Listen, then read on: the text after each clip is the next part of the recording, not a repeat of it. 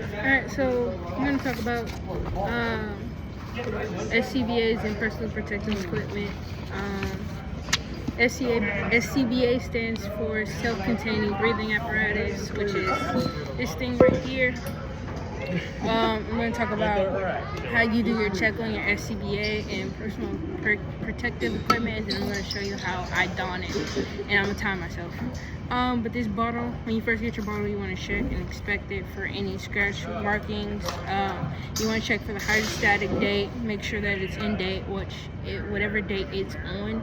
Mine's is 7/20, so you would count 5 years from that date, which would be 7/2025. You want to check for dirt to see if there's any, debris in there. You want to also make sure that your bottle's full. Mine is not full because this is the only bottle that we have at the facility. The rest of them are at the air truck. But I filled it up to 30-ish. Yeah, 30-ish. After you inspect this, you want to inspect your face piece. Look for any scratches,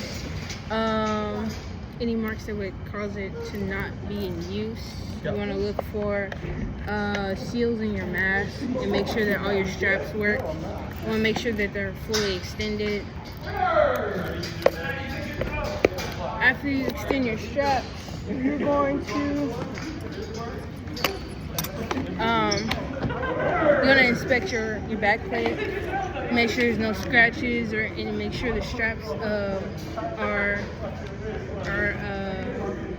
usable. Check your back plate. You want to also check the back of it to make sure that it has all of its information on it according to an FPA. Make sure that all your straps are fully extended. Check that your regulator is connected and that there's no dust and debris on the inside. You want to make sure that you click it back in just so it doesn't get broken. After that, you want to also inspect this piece right here. Make sure there's no dust and debris in it, and make sure that the clickers work. Now, when you're putting your SCBA together, you take this part and this part right here, and you put them together. Slip this in, click it in place, and then you push this side piece down to lock the bottle in to the harness. After that, you would turn your bottle on. You're gonna hear my vibrate alert, or not vibrate alert, but you're gonna hear my regulator go off. That just tells you that the air is, ready. It's in your regulator. After you do that, you want to check for. You're not checking. You are checking. You want to check that your bottle and the regulator say the same thing, which they do. It's not full. This alarm is going off. It's called the passive ice. It'll go off every 30 seconds just to tell you that if you're not moving, it tells people around you that you're not moving, you need help. It also has one that goes off by itself, which is this big red button. When you click it, it goes full alarm and it tells people that you're in trouble and you need help. It'll go off because it's not moving. I'm gonna put on my mask.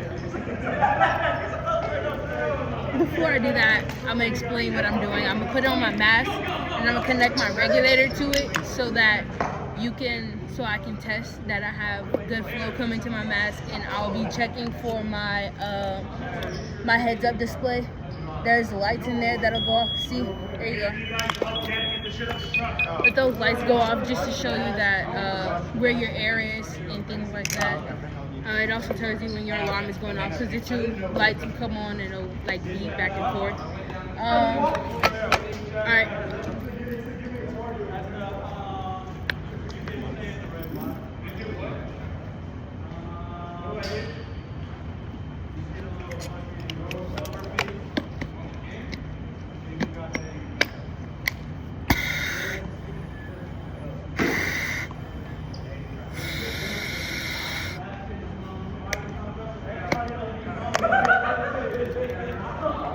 Alright, that's how you check your SCBA. Yeah.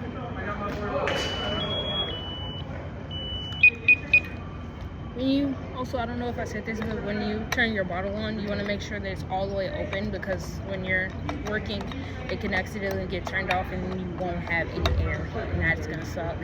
When you turn your bottle off, make sure that you turn it all the way closed and that you turn this bypass.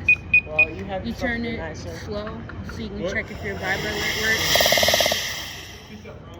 Mine wouldn't go off because I don't have enough air in it to make the vibrator go off.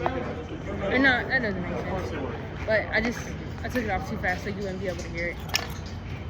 So that's how you check